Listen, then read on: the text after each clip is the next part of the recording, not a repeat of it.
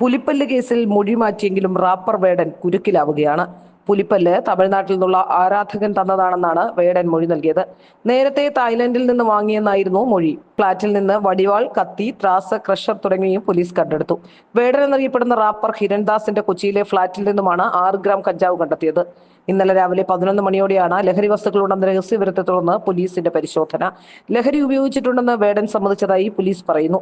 മുഴുവൻ ആളുകളുടെയും അറസ്റ്റ് രേഖപ്പെടുത്തിയിട്ടുണ്ട്. ഇതിനിടെയാണ് പുലിപ്പല്ല് ശ്രദ്ധയിൽപ്പെട്ടത്. മലേഷ്യൻ പ്രവാസിയായ രഞ്ജിത്ത് കുമ്പിടിയാണ് തനിക്ക് പുലിപ്പല്ല് നൽകിയെന്നാണ് ഇപ്പോൾ ഇയാൾ നൽകുന്ന മൊഴി. ഇയാളെ കണ്ടെത്താൻ എക്സൈസ് അന്വേഷണം തുടങ്ങിയിട്ടുണ്ട്. വേടനെ കോടതിയിൽ ഹാജരാക്കി റിമാൻഡ് ചെയ്യാൻ സാധ്യതയുമുണ്ട്. പുലിപ്പല്ല് കേസിൽ മൃഗവേട്ടയടക്കമുള്ള വകുപ്പുകളാണ് വേട്ടനെതിരെ ചുമത്തിയിരിക്കുന്നത്.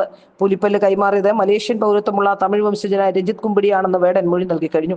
കഴിഞ്ഞ വർഷം ചെന്നൈയിൽ വെച്ചാണ് രഞ്ജിത്ത് പുലിപ്പല്ല് വേടന് കൈമാറിയത്.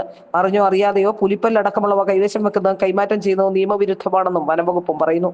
ഹിരൺദാസ് മുരളി എന്നാണ് റാപ്പർ വേടന്റെ യഥാർത്ഥ പേര്. അച്ഛനും അമ്മയും ഇട്ട പേര് മാറ്റിവെച്ചാണ് വേടൻ തന്റെ അപരനാമമായ വേടൻ എന്ന പേര് സ്വീകരിച്ചത്.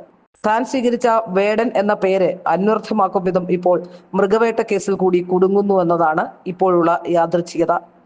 നിയമവിരുദ്ധമായി പുലിപ്പല്ല് സൂക്ഷിച്ചതിന് വനംവകുപ്പ് കസ്റ്റഡിയിലെടുത്ത റാപ്പർ വേടനെ കോടതിയിൽ ഹാജരാക്കും. ഉച്ചയ്ക്കാണ് പെരുമ്പാവൂർ മുൻസിഫ് കോടതിയിൽ ഹാജരാക്കുക.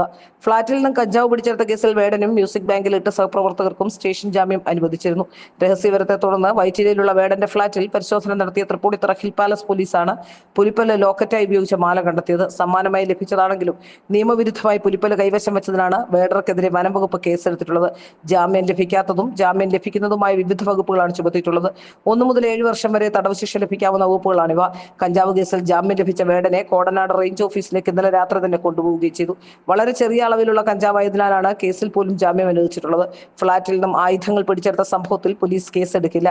ഇവ ഓൺലൈൻ പ്ലാറ്റ്ഫോമിൽ നിന്ന് വാങ്ങിയതാണെന്ന് വേടൻ പോലീസിന് മൊഴി നൽകിയിട്ടുണ്ട്. ആയുധങ്ങൾ വാങ്ങിയതിന്റെ രേഖകളും ഹാജരാക്കിയിട്ടുണ്ട്. തുടർന്നാണ് കേസെടുക്കേണ്ടതില്ലെന്ന് പോലീസ് തീരുമാനിച്ചത്. സ്രോതസ് കാണിക്കുന്ന മുറയ്ക്ക് പിടിച്ചെടുത്ത 9.5 ലക്ഷം രൂപയും വിട്ടു നൽകും. അപ്പോഴും പുലിപ്പല്ല് കേസ് കുരുക്കായി മാറും. ഏറെ ഗൗരവ സ്വഭാവമുള്ളതാണ് മൃഗവേട്ട. പുലിപ്പല്ല് കൊടുത്തു എന്ന് പറയുന്ന രഞ്ജിത്ത് കുമ്പിടി ഇക്കാര്യം നിഷേധിച്ചാൽ പോലും വേടന് തലവേദനയാകും. മലേഷ്യൻ പൗരത്വമുള്ള രഞ്ജിത്ത് കുമ്പിടിയെ പിടിക്കാൻ കഴിയുമോ എന്നതാണ് വനംവകുപ്പിന് മുന്നിലുള്ള ഇപ്പോഴത്തെ ഏറ്റവും വലിയ പ്രശ്നവും.